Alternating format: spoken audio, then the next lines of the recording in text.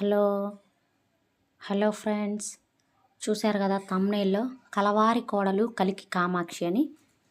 అది మనకు intermediate Telugu text బుక్లో ఆ లెసన్ ఉందండి. దాని గురించి మనం ఇప్పుడు చూద్దాము. నాకైతే చాలా నచ్చింది, మీ అందరికీ చెప్పాలనిపించింది. అందుకే నేను మీ ముందుకి తీసుకొచ్చే ఒక ప్రయత్నం చేశాను. చూడండి. ఎప్పుడో చాలా ఏళ్ల క్రితం 2వ తరగతి తెలుగు వాచకంలో ఓ జానపదుల పాట చదివాను. అది ఎందుకో నా గుండె పట్టుకుంది.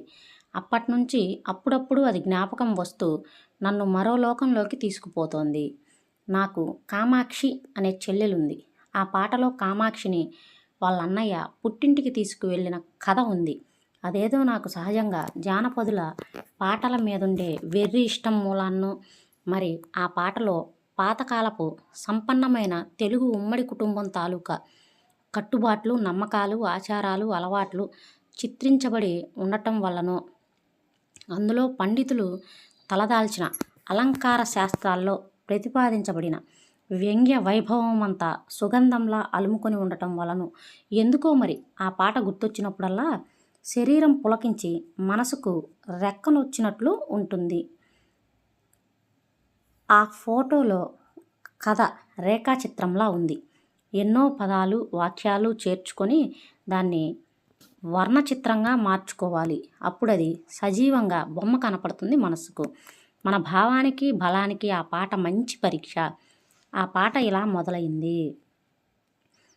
కలవారి కోడలు కలికి కామాక్షి, కడుగుతున్నది పప్పు కడవల్లో పోసి, అప్పుడే వచ్చెను ఆమె పెద్దన్న, కాళ్ళకు నీళ్ళిచ్చి కన్నీళ్లు నింపే.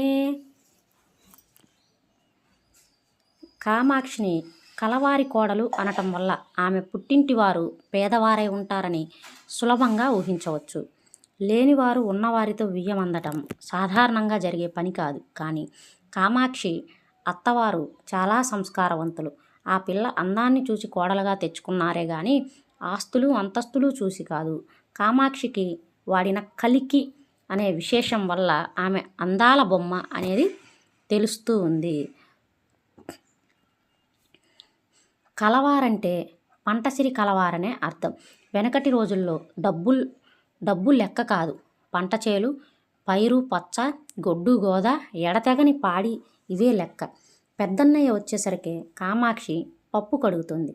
వచ్చిన పెద్దన్నయ్య మదురు గుమ్మం దాటి లోపలికి వచ్చేదాకా కామాక్షి అసలు చూడనే లేదు.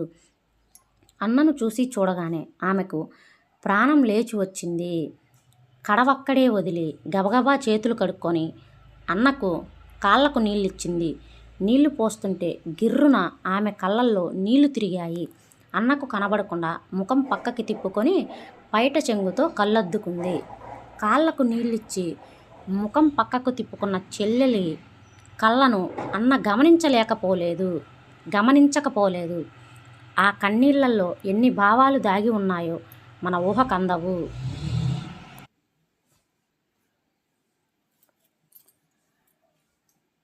అన్న వచ్చినందుకు కలిగిన ఆనందమంతా ఆ కన్నీళ్లల్లో ఉంది.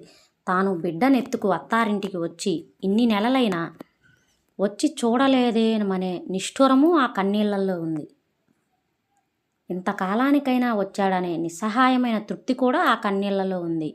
ఏడాది పురిటి మంచం చూడాలి కాబట్టి తన్నిప్పుడు తీసుకువెళ్ళడానికి వచ్చాడే కానీ లేకపోతే ఇప్పుడొచ్చేవాడా అనే కోపం ఆ కన్నీళ్లలో ఉంది. బహుశా ఏవో పనులుండి నాన్న రాలేకపోయినా చిన్నన్నయ్యలను పంపించక పెద్దన్నయ్యను పంపించడంలోని గౌరవము, నిండుతనము అర్థం చేసుకోవడం వల్ల కలిగిన సంతోషము కన్నీళ్లుగా కారింది. చెల్లెలి కంటతడి చూసిన అన్న గుండె కరిగింది. పేద ఇంటి పిల్ల కలవారింట్లో ఎన్ని కష్టాలు పడుతుందో అని పాపం అతడారాటపడిపోయాడు. చెల్లెల్ని దగ్గరకు తీసుకొని తన ఉత్తరీయపు కొంగుతో కన్నీళ్లు తుడిచి, ఎందుకు చెల్లెలా ఏమి కష్టము, తుడుచుకో కన్నీళ్లు ముడుచుకో కురులు, ఎత్తుకో బిడ్డను ఎక్కు అందలము, చేరి మీ వారికి చెప్పి రావమ్మా అని ఓదార్చి పుట్టింటికి ప్రయాణం కమ్మన్నాడు. చెల్లెల్ని పుట్టింటికి తీసుకువెళ్ళడానికే నిజానికి అతడొచ్చాడు. వస్తూ మేనాని కూడా వెంటబెట్టుకొని వచ్చాడు. మేనాను దింపిన బోయిలు లోపలికొచ్చి దొడ్లో బావి దగ్గర కాళ్ళు చేతులు కడుక్కుంటున్నారు. వారిని చూసిన సంతోషంగా అన్నను లోపలికి తీసుకువెళ్ళింది కామాక్షి. ఇంట్లో అందరూ రకరకాల పరామర్శలు జరిపారు. ఇన్నాళ్ళకా రావడం అని అందరూ అడిగారు. బావగారు రానందుకు వియ్యంకుడు కొంచెం రుసరుసలాడాడు కూడా. మొత్తానికి ఎవరో ఒకరు కామాక్షి పుట్టింటి వారు వచ్చినందుకు అందరూ లోపల సంతోషంగానే ఉన్నారు. అన్న తను వచ్చిన పని చెప్పాడు. పురుడు పోసుకున్న ఆడపడుచు ఏడాదిలోగా మళ్ళా వెళ్ళి పురిటి మంచం చూడాలి. ఇది ఆచారం. ఈ ఆచారాన్ని పాటించడం కోసం అతడు రావటం అందరికీ ఆహ్లాదంగానే ఉంది. కానీ పైకి మాత్రం గంభీరంగా ఊరుకున్నారు. ఇంతలో కామాక్షి అత్తగారికి అల్లంత దూరాన ఓ పక్కగా ఒదిగి నిలబడి, కుర్చీపీట మీద కూర్చున్న అత్త, మా అన్నలొచ్చారు మమ్మంపుతారా అని వినయంగా భయంగా అడిగింది. అవతల మామగారున్నారు కానీ ముందర మామగారి అనుమతి కోరలేదు కామాక్షి. అత్తగారి అనుమతే కోరింది. తెలుగువారికి అత్తవారిల్లే గాని మామగారిల్లు లేవు. అల్లుళ్ళకి పెట్టుపోతలు జరిపేది అత్తగారు, కోడళ్లను ఆరళ్ళు పెట్టేది, అవసరమైనప్పుడు అనునయించేది అత్తగారే. అత్తగారు కామాక్షిని ఓరకంట చూస్తూ లోపల మురిసిపోయి, మేమెరుగ మీ మామనడుగు అంది. తాను పుట్టింటికి వెళ్ళడానికి అత్తగారి అనుమతి దొరికినందుకు కామాక్షి లోపలే అత్తగారికి దండం పెట్టుకొని, మేమెరుగ మీ మామనడుగు అని బాధ్యత తన మీద లేనట్లు మాట్లాడటంలో అంగీకారము ఉంది, మర్యాద ఉంది, తనకు సూచన ఉందని కామాక్షి గ్రహించింది. అత్తగారు సూచించినట్లు కామాక్షి మామగారి దగ్గరికి పోయి, పట్టె మంచము మీద పడుకున్న మామ, మా అన్నలొచ్చారు మమ్మంపుతారా అని అడిగింది. మామగారు చేసినన్నాళ్ళు వ్యవసాయం చేసి కొడుకులు ఎదిగొచ్చాక పొలం పనులన్నీ వాళ్ళకు అప్పగించి రికామీగా ఇంట్లో ఉంటున్నారు. సేద్యపు పనుల గురించి కొడుకులేమైనా అడిగినప్పుడు చెప్పటం తప్ప వారికి ఇంట్లో చేసే పనులేవీ లేవు. అందుకే వారు పట్టె మంచం ఎక్కి పడుకున్నారు. ఇప్పుడు లేవే గాని వెనకటి రోజుల్లో పట్టె మంచాలు సంపన్నులైన తెలుగువారిళ్లలో ఒకటో రెండో సాధారణంగా ఉండేవి. అవి టీవీకి, సంపదకు, గౌరవానికి గుర్తు. పట్టె మంచం మీద సగం నడుము వాల్చి చుట్టుకున్న మామగారు కోడల్ని ఎగాదిగా చూసి, మేమెరుగ మీ బావనడుగు అనేసి చుట్టుకోవడం పనిలో మునిగిపోయారు.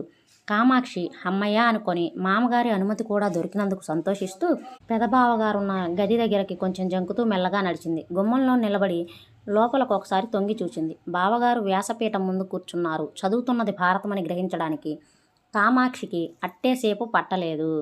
తన అలికిడిని బావగారు గుర్తించి కళ్ళెత్తి చూశారు. భారతం చదివేటి బావ పెదబావ, మా అన్నలొచ్చారు మమ్మంపుతారా అని భయంగా అడిగింది. పెదబావ అనటం వల్ల కామాక్షికి బావగారులు చాలామంది ఉన్నారని ధ్వని. చిన్నబావలందరూ పొలాలకు వెళ్ళారు. పెదబావ భారత, భాగవత, రామాయణాలన్నింటినీ చదువుకుంటూ ఇంట్లోనే ఉంటారు. పెదబావగారు తలంచుకు పుస్తకం వైపు చూస్తూ, మేమెరుగ మీ అక్కనడుగు అన్నారు. చెమటలు పోసిన కామాక్షి చకచకా వంటింట్లోకి పోయింది. ముఖము చేతులు తుడుచుకొని తోడికోడల సరసన చేరి సంతోషంగా వంట చేసే తల్లి, ఓ అక్కగారు, మా అన్నలొచ్చారు మమ్మంపుతారా అని అడిగింది. అలా అడిగేటప్పుడు ఆమె గొంతులో ఉన్నట్టుండి గద్గదమైంది. అవును, ఆ అక్క తనకు తల్లి తరువాత తల్లి. కాపరానికి వచ్చినప్పటి నుంచి తన్ను 1000 కళ్ళతో కనిపెట్టి ఉన్న తల్లి. ఆ ఇంట్లో ఎవరి స్వభావాలు ఎలాంటివో, ఎవరితో ఎలా మాట్లాడాలో, ఎవరితో ఎలా మసులుకోవాలో నేర్పిన తల్లి. తాను చేసిన పొరపాట్లు కప్పిపుచ్చి రహస్యంగా తనకు బుద్ధులు చెప్పిన తల్లి. తోడు కోడళ్లకుండే అసూయలు, అనుమానాలు ఏవీ ఎరగని తల్లి. అందుకే ఆ తల్లిని విడిచి వెళ్ళే ఆలోచన వచ్చేసరికి కామాక్షికి ఏడుపు వచ్చేసినంత పనైంది. ఆ అక్కగారు కామాక్షిని దగ్గరకు తీసుకొని చెంపలు నిమిరి కళ్ళల్లోకి చూస్తూ, నేనెరుగ నీ వారి నడుగు అని చెవిలో గుసగుసలాడింది. కామాక్షి సిగ్గుపడి తల వంచుకుంది. తన వారు ముందు పంచలోని విశాలమైన అరుగుల మీద కొలువు తీరి ఉన్నారని కామాక్షికి తెలుసు. తన మామగారి సంతానంలో తనవారే చిన్న. ఇంట్లో అందరికీ ముద్దు. కొద్దో గొప్పో బాధ్యతలు అందరికీ ఉన్నాయి కానీ అతడికి మాత్రం ఏ బాధ్యత లేదు. చుట్టూ 10 మంది స్నేహితుల్ని పోగు చేసుకొని వాళ్ళతో ముచ్చట్లాడటమే అతనికి పని. భోగం అంటే అతడిదే భోగం. అయితే కామాక్షికి ఆ సమయంలో అతన్ని పలకరించటం ఎలా? కామాక్షి పెద్ద గుమ్మంలో చాటుగా నిలబడి కలకలం కొంచెం తగ్గాక భర్త దృష్టిని ఆకర్షించి సంజ్ఞ చేసి తన గదిలోకి వెళ్ళింది. భర్త తన వెంటనే గదిలోకి వచ్చాడు. అతన్ని పక్కకు లాగి మెడ చుట్టూ చేతులు బిగించి, రచ్చలో వెలిగేటి రాజేంద్ర భోగి మా అన్నలొచ్చారు మమ్మంపుతారా అని గోముగా అడిగింది. అతడు చాలా సరదా మనిషి. కామాక్షికి ముఖమంతా ముద్దులతో నింపి, పెట్టుకో సొమ్ములు కట్టుకో చీరలు పోయిరా సుఖముగా పుట్టినింటికిని అని మళ్ళీ రచ్చలోకి వెళ్ళిపోయాడు. రచ్చలోకి వెళ్ళిన రాజేంద్ర భోగి అందరినీ ఇళ్లకు పంపి లోపలికి వచ్చి కామాక్షి వెనుకనే తిరుగుతుంటాడు. మగవారి భోజనాలయ్యాక ఆడవారి భోజనాలప్పుడు కామాక్షి సరసనే కూర్చొని ఉంటాడు. బిడ్డనెత్తుకొని మేనాలో కూర్చున్న కామాక్షి కళ్ళలోకి చూస్తూ మౌనంగా, ఎల్లుండి ఈ పాటికి నేను మీ పుట్టింట్లోనే ఉంటాను, ఎందుకు బెంగ అని కూడా అనుంటాడు. ఈ పాటలో చెప్పిన విషయాలెన్ని ఉన్నాయో చెప్పని విషయాలెన్ని ఉన్నాయి. చెప్పిన విషయాలెన్ని ఉన్నాయో చెప్పని విషయాలన్నీ ఉన్నాయి. చెప్పని విషయాలు మన ఊహకు వదిలిన జాడలు ఉన్నాయి. చెప్పిన విషయాలు చాలా క్లుప్తంగా అందంగా చెప్పడము ఉంది. జానపదుల కథన ప్రతిభకు ఇదొక మంచి ఉదాహరణ.